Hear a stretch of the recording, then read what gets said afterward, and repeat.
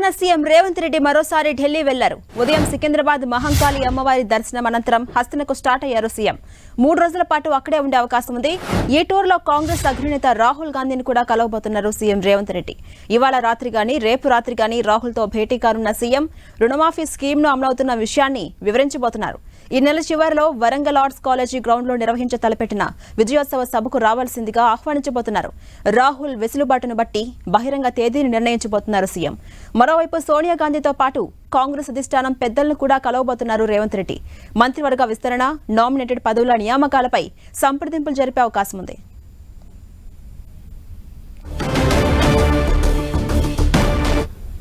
ఇక అప్డేట్స్ మా ప్రతినిధి కొండల్ అందిస్తారు. కొండల్, సీఎం రేవంత్ రెడ్డి హస్తనకు స్టార్ట్ అయ్యారు. ఇవాళ ఎవరెవరిని కలిసే అవకాశం ఉంది, ఏ అంశాలపై చర్చించే ఛాన్స్ ఉంది, ఓవరాల్ గా అప్డేట్స్ ఏంటి?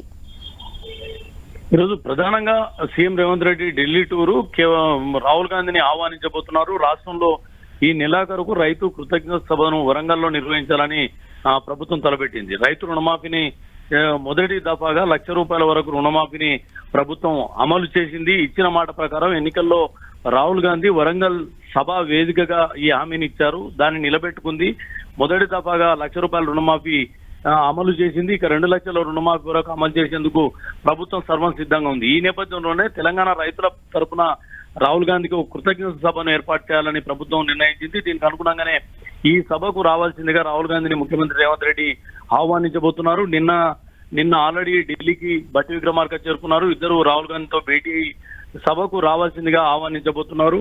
దీంతో పాటు రాష్ట్రంలో ఉన్న రాజకీయ పరిణామాలు అనుకోండి, పరిపాలనకు సంబంధించి ప్రభుత్వం తీసుకున్న నిర్ణయాలను వీటన్నిటి పట్ల కూడా అధిష్టాన పెద్దలతో చర్చించబోతున్నారు. ఈ రోజు ఏఐసిసి అధ్యక్షులు మల్లికార్జున్ ఖర్గే జన్మదిన బర్త్డే ఉంది.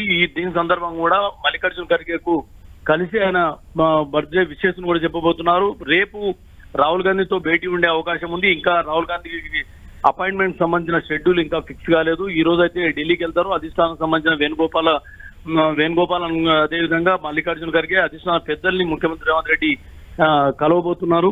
మొత్తానికి చూసుకుంటే ఎన్నికల్లో కాంగ్రెస్ పార్టీ ప్రధాన హామీగా ఉన్న రైతు రుణమాఫీ అన్నది ఒక ప్రతిష్టాత్మకంగా ప్రభుత్వానికి ఒక గ్రాఫ్ పెంచే అంశంగా ఉంది. దీన్ని ఇచ్చి మాట నిలబెట్టుకున్న పరిస్థితి ఉంది. కాబట్టి దీనిపైన ప్రజలకు మరింతగా వివరించాలని చెప్పి ముఖ్యంగా సీఎం రేవంత్ రెడ్డి భావిస్తుంది. దీనికి అనుగుణంగానే భారీ స్థాయిలో రైతు కృతజ్ఞత సభను ఏర్పాటు చేయబోతుంది ప్రభుత్వం. Right, thank you Kondal.